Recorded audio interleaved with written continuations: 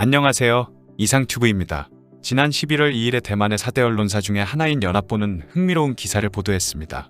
연합보에 따르면 대만이 현재 건조 중인 잠수함의 리튬 배터리 탑재를 고려했지만 일본이 대만에게 판매를 거부해서 대만은 현재 리튬 배터리를 개발하고 있다는 기사입니다.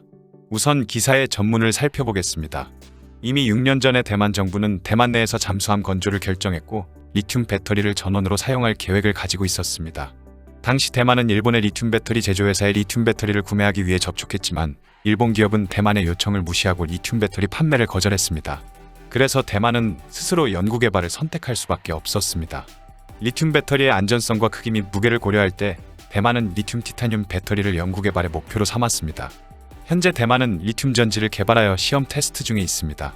대만의 국가잠수함 제작소 관계자는 대만의 배터리 생산 기술이 나쁘지 않은 편이라며 현재 배터리를 어떤 조건에서 몇 개나 생산할지, 고온 상황에서 어떻게 반응하는지를 테스트를 하고 있다며 앞으로 개발이 완료되어 최종 테스트를 위해 유럽으로 보내질 것이라고 밝혔습니다.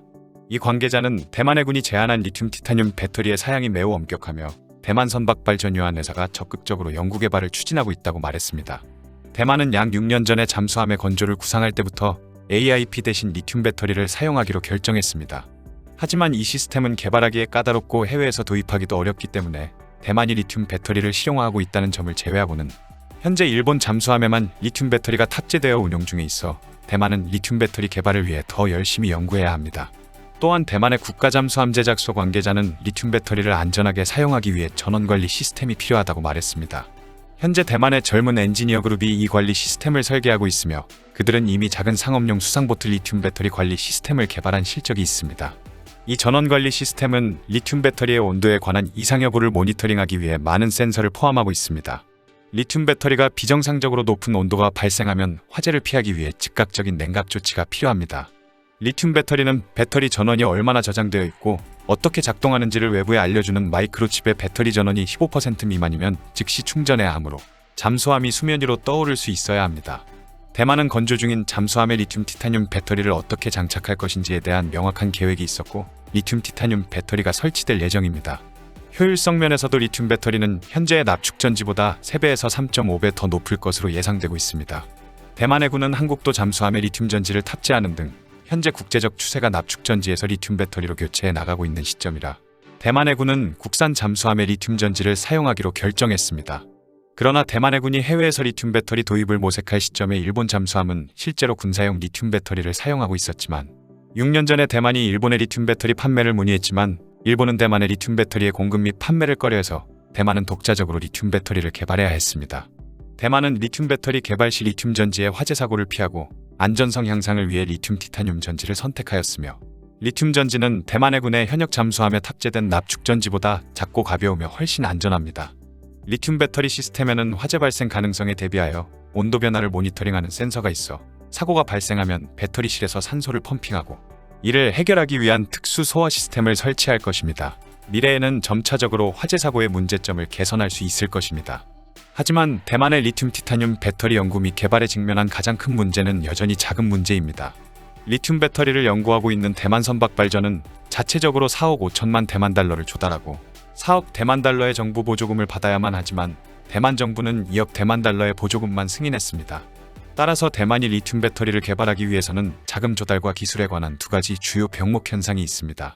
이 두 가지 문제는 대만이 잠수함용 리튬 배터리를 개발하기 위해서 극복해야 하는 주요한 문제입니다.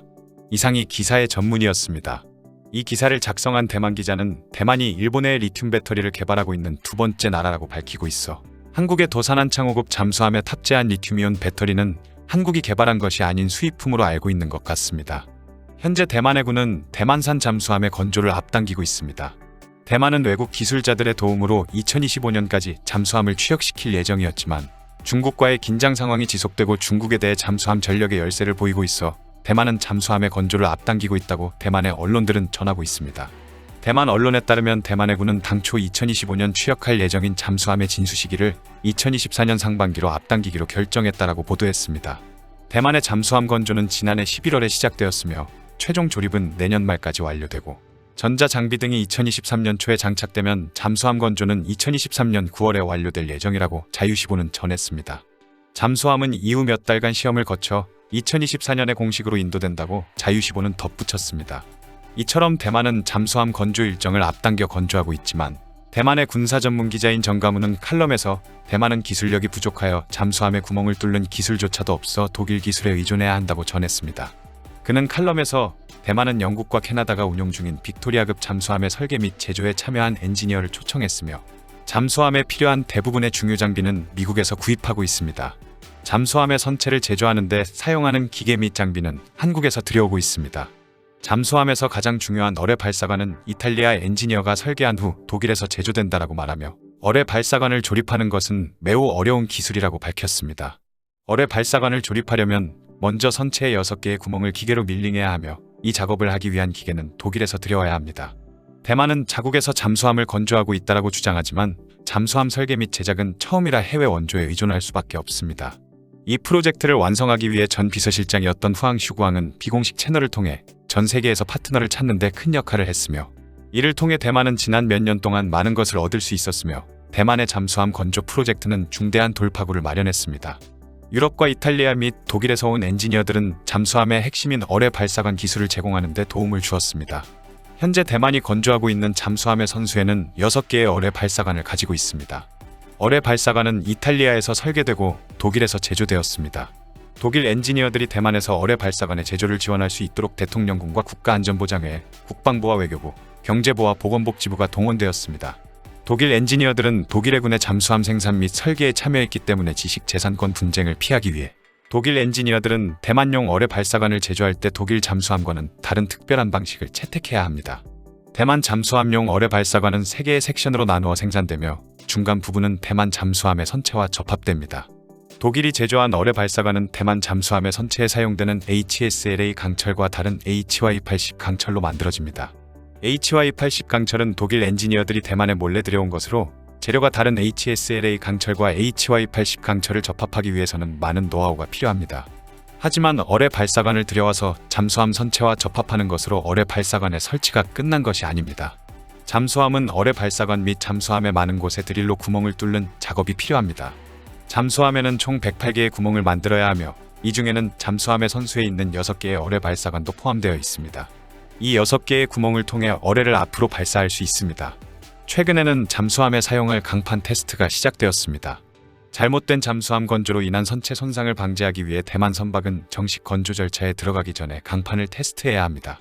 강판 테스트 중에는 어뢰 발사관으로 사용할 6개의 구멍을 뚫는 작업도 포함되어 있습니다. 대만 국립해저건설 관계자는 구멍을 뚫는 것이라고 할 수 없다며 강판의 다양한 크기의 구멍을 기계를 이용해 천천히 밀링하는 것이라며 총 108개의 구멍이 있는데 이 중 어뢰 발사관으로 사용할 6개의 구멍이 가장 크고 구조적으로 가장 어렵습니다. 어뢰 발사관 구멍이 위치한 잠수함 선수의 형상은 수평면이 아닌 원형 아크드롭 형상이기 때문에 구멍을 뚫는 것이 어렵습니다. 이 때문에 공법을 잘못하면 잠수함 철판에 손상을 줄 수 있습니다. 이 작업들은 특수기계를 이용해서 구멍을 뚫어야 합니다. 이 기술자는 대만 선박이 제조하는 잠수함 선체의 다양한 기능과 구경의 구멍을 뚫기 위해 독일에서 구입한 거대한 기계와 독일 엔지니어들의 지도가 필요하다라고 말했습니다.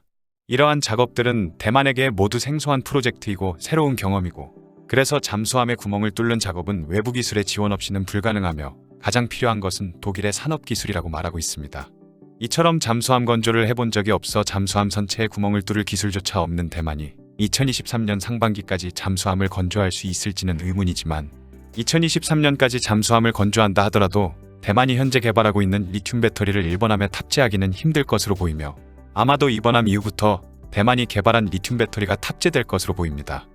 이상 마치겠습니다. 시청해주셔서 고맙습니다. 이상튜브였습니다.